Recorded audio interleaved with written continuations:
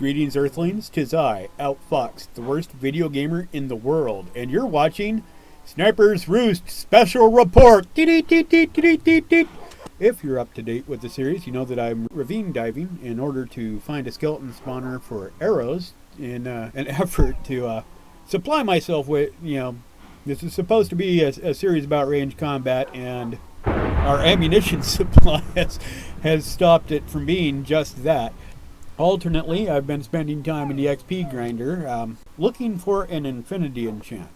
I'd decided that it was easier just instead of just doing level 30 enchant on books and getting the spectrum to just keep making bows and do level 30 enchants until I get something with infinity on it.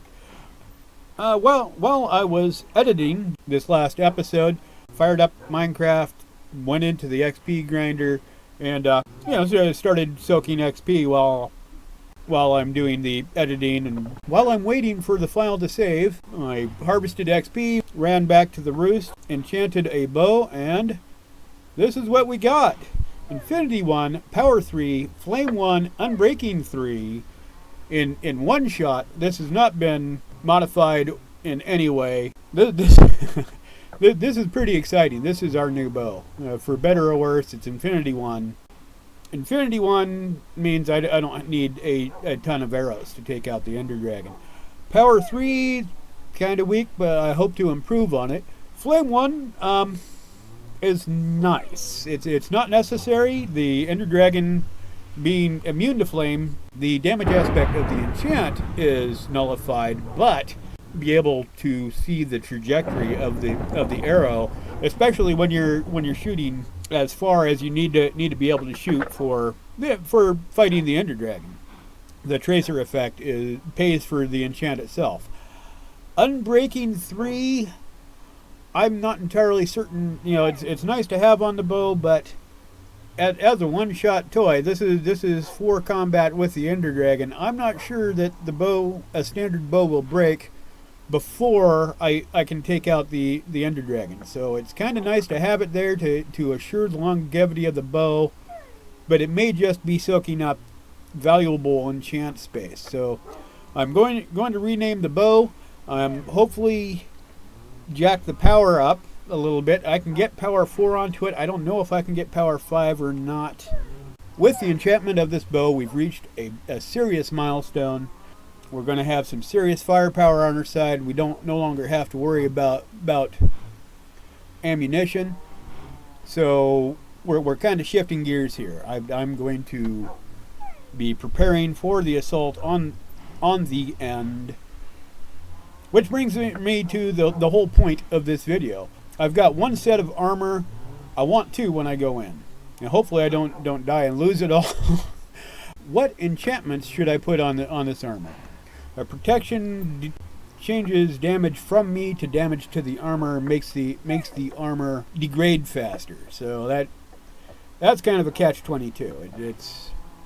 It helps me soak damage, but my armor breaks faster. Well, we'll see. I've got my primary set of armor is Protection 3, Unbreaking 3. We'll see how well that balances out. My boots have Featherfall on them.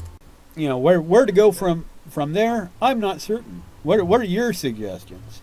Number 2, weapons. I'm going to need, we have the bow, but I'm going to need a pair of wooden swords. One for handling the Enderman. I'm looking for a sword with fire aspect, and so Unbreaking and fire aspect would be perfect for that.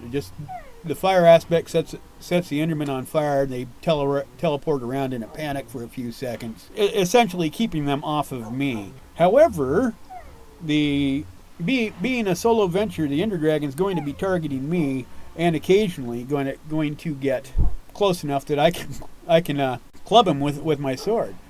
Where should we go for the enchantments on my second sword? What's a good setup for this fight? Also looking for names for the swords.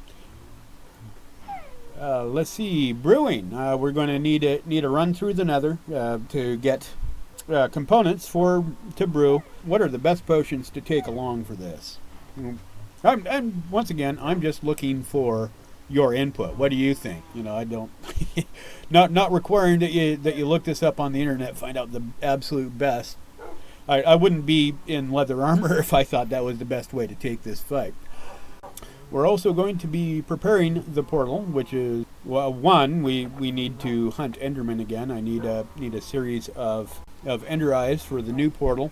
I'm going to encase that portal with cobblestone. I'm going to try to push some dogs into it once it's active and see if I can't get dogs on the other side to help me with crowd control. And finally, this is a big deal here. I've been intentionally ignorant of how portals work in Minecraft currently.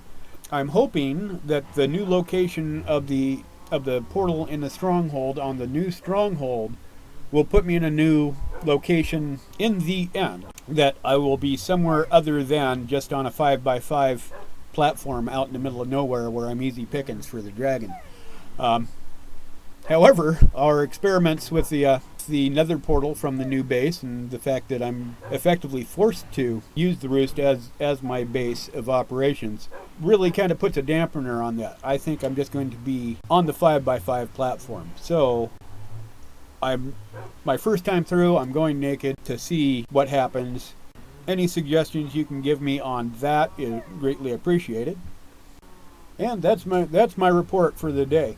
Of course, any suggestions you have, put them in the description below. If anything that I use or find credible, I'll go ahead and give you a special shout out in my next episode. If you were entertained or educated at all, a thumbs up is greatly appreciated. Thank you for watching, and have a good night.